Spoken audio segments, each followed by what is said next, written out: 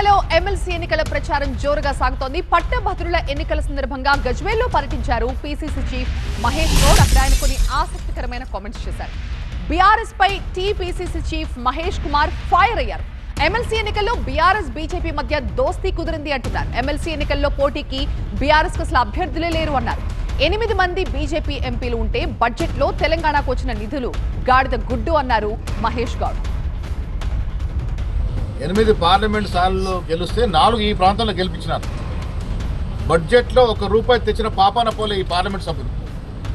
కేంద్రంలో అధికారులు ఉన్నారు, 2 మంత్రులు ఉన్నారు. 2 మంత్రులను కూడా చాతకానితనంతో బడ్జెట్లో ₹1 మన రాష్ట్రానికి పెట్టిన పాపాన పోలే తెచ్చిన ధైర్యం లేకుండా పోయింది. ఇవాళ మళ్ళీ మతం పేరటనే ఈ ఎమ్మెల్సీ ఎన్నికల్లో కూడా గెలవాలని ప్రయత్నం చేస్తూ ఉన్నారు. బీసీ సంఘాలు రెచ్చగొడతా ఉన్నారు.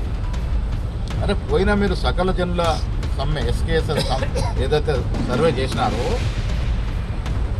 అశాస్త్రీయంగా ఆగమేఘాలు ఒకరోజు చేసిండ్రు. ఇంత జరిగినాక ఒక మాత్ర యజ్ఞంలా జరిగిన ఈ కార్యక్రమాన్ని అందరూ కూడా స్వాగతించాల్సింది పోయి దాంట్లో కూడా రాజకీయ పబ్బం కట్టుకునే ప్రయత్నం బీఆర్ఎస్ నాయకులు చేస్తూ ఉన్నారు.